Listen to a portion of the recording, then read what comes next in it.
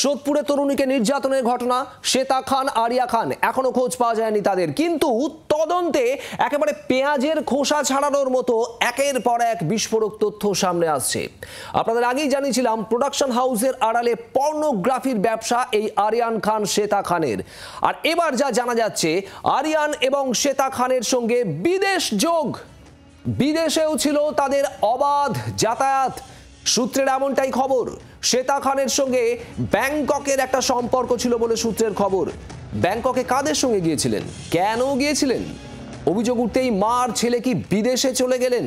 এটাও এই মুহূর্তে ভাবাচ্ছে তদন্তকারীদের। তার কারণ বিদেশ যোগ উঠে আসছে শ্বেতা খান এবং আরিয়ান খানের। আমাদের দুই প্রতিনিধি রয়েছেন আমাদের সঙ্গে সরাসরি, দেবব্রত ঘোষ এবং বরুণ সেনগুপ্ত। আমি সবার আগেই বরুণের কাছে যাব। বরুণ, এই মুহূর্তে ঠিক কি কি উঠে আসছে এখনো পর্যন্ত তদন্তে? দেখো, এখনো পর্যন্ত কিন্তু পুলিশ বিশেষ টিম গঠন করে তদন্ত শুরু করেছে, যদিও এখনো পর্যন্ত কাউকে গ্রেপ্তার করতে পারেনি। কিন্তু এই তদন্ত করতে নেমে পুলিশ কিন্তু জানতে পেরেছে যে একেবারেই এই শ্বেতা খান এবং আরিয়ান খানের সঙ্গে বিদেশের একটা সম্পর্ক ছিল। তারা বহুবার ব্যাংকক গেছেন, সেটা নিয়ে উঠতে শুরু করেছে প্রশ্ন, এবং পুলিশও সেটা খতিয়ে দেখছে যে কতবার তারা ব্যাংকক গিয়েছিলেন, কি কারণে ব্যাংকক গিয়েছিলেন এবং ব্যাংককে গিয়ে তারা কি করতে যেতেন। এই প্রশ্নগুলো যেমন উঠে আসছে, পাশাপাশি প্রশ্ন উঠে আসছে যে তারা কি দেশ ছেড়ে, যেমন দেশের ভেতরে তাদের বিভিন্ন জায়গার ছবি তারাই পোস্ট করেছিলেন, বিভিন্ন জায়গার ছবি, তেমন বিদেশের ছবিও কিন্তু সেখানে রয়েছে।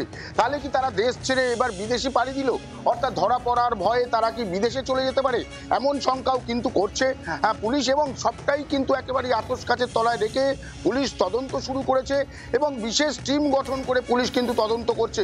যদিও এখনো তারা ধরা পড়েনি, প্রায় 4 দিন হয়ে যাওয়ার পর, তবুও কিন্তু পুলিশ যেটা বলছে যে খুব শিগগিরই তারা কিন্তু তাদের গ্রেপ্তার করতে পারবে এবং তাদের গ্রেপ্তার হওয়ার পরেই এই পর্নোগ্রাফি থেকে আরম্ভ করে বিদেশ যোগ সমস্ত কিছুটাই কিন্তু পরিষ্কার হবে পুলিশের কাছে। যতক্ষণ না তাদের গ্রেপ্তার করতে পারছে ততক্ষণ কিন্তু একেবারে পুলিশ হন্যে হয়ে তাদের খুঁজছে, কিন্তু কোথায় গেল খুঁজছে পুলিশ। স্পেশাল টিম গঠন করা হয়েছে, কিন্তু এখনো পর্যন্ত শ্বেতা খান, আরিয়ান খানদের খোঁজ পাওয়া যাচ্ছে না। দেবব্রত ঘোষ আমাদের অপর প্রতিনিধিও রয়েছে। দেবব্রত, একাধিক তথ্য উঠে এসেছিল তাদের যেখানে তারা থাকতেন সেই জায়গা থেকে নিজের মেয়েকেও এই পর্নোগ্রাফিতে নামানোর জন্য চেষ্টা করা হয়েছিল, সেই মেয়ে আত্মহত্যা করে, এই তথ্য আমরা পেয়েছিলাম। কিন্তু বিদেশ যোগ, সেখানে তো বিপুল টাকার যোগানো দরকার। তাহলে কি পিছনে আরো অনেকে রয়েছেন? কোনো তথ্য কি মিলছে? দেখো, এখনো পর্যন্ত পুলিশ সঠিকভাবে এই তদন্ত করছে, একেবারে হালকা চোখে দেখছে না হাওড়া সিটি পুলিশের গোয়েন্দারা, পাশাপাশি হাওড়া সিটি পুলিশ এবং ডোমজুর থানার উচ্চপদস্থ আধিকারিকরা। তারা কিন্তু সব থেকে বড় প্রশ্ন হচ্ছে যে শ্বেতা খান বা আরিয়ান খান তারা গেলেন কোথায়, এখনো পর্যন্ত কেন তাদের পুলিশ তাদের হদিশ পেল না? তাহলে কি পুলিশ কি ঢিলেমি দিচ্ছে? এই স্থানীয় বাসিন্দারা তারা কিন্তু এই প্রশ্নই তুলছেন। তবে স্থানীয়রা চাইছেন অবিলম্বে এদেরকে গ্রেপ্তার করা হোক। তার কারণ স্থানীয় বাসিন্দাদের কেউ কিন্তু মিথ্যা মামলায় ফাঁসিয়েছেন এই শ্বেতা খান, এমনই অভিযোগ উঠছে। কারণ তাদের বাড়িতে যে ধরনের কাজকর্ম হতো তা কিন্তু যথেষ্টই সন্দেহজনক। এখানে সেক্স র্যাকেট চালানো হতো এমন অভিযোগ উঠছে এবং সে তার প্রতিবাদ করাতে মিথ্যা মামলায় ফাঁসানো হয়েছিল স্থানীয়দের। কিন্তু এখনো পর্যন্ত এই দুজনকে কেন ধরা গেল না? তাদের সাথে কি কোনো প্রভাবশালী যোগ আছে যার জন্যই কি এখনো পুলিশ ধরতে পারছে না? সমস্ত বিষয়টাই খতিয়ে দেখা হচ্ছে। বরুণ যেমন কিছুক্ষণ আগেই বলছিল যে তাদের বিদেশ যোগ থাকতে পারে, বিদেশ যোগ থাকার একটা সম্ভাবনা আছে, সেক্ষেত্রে কি তারা সেখানে পালিয়ে গেছেন?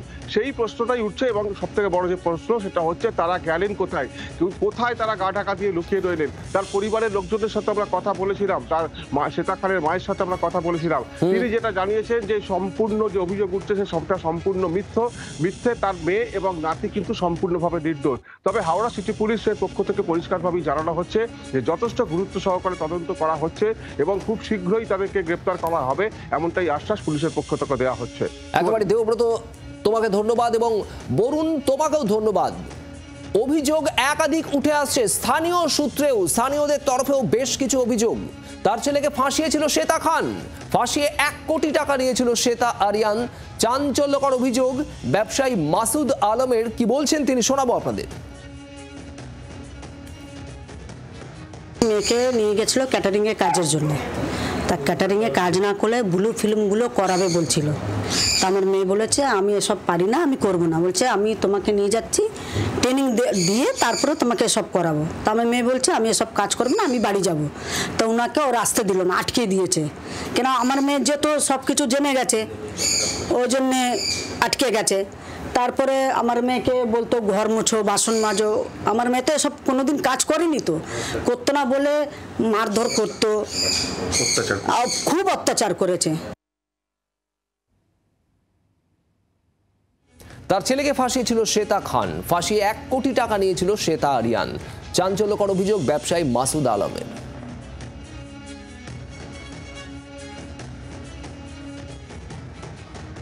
এই ফুলটুসি আছে যে 2021-এ আমাকে ফোন করার পরে বললো কি আমার মেয়ে মারা গেছে, আপনার ছেলের সঙ্গে চাইল্ডহুড ফ্রেন্ড ছিল, চাইল্ডহুড থেকে AIS-এ একসাথে পড়েছে। ছেলেকে জিজ্ঞেস করলাম পাপা ও 3 दिन आगे ना वो सुसाइड करके मर गई है।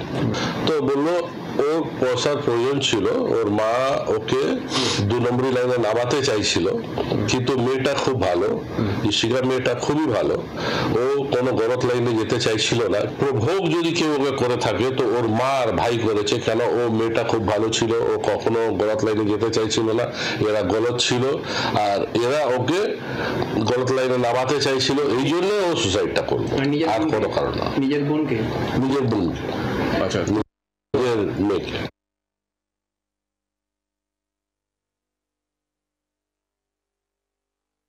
মেয়েটা আমার ছেলেকে বলেছিল, বললো ভাই 1300 টাকা দে না, আমি কোন জায়গায় একটা ফর্ম ভরছি, যদি চাকরি পেয়ে যাই তো আমি ঘর ছেড়ে চলে যাব। তো ওই অনলাইনে ওকে 1300 টাকা বেড়েছিল, ওইটা হলো সবুত যে আমার ছেলের সঙ্গে রিস্তা।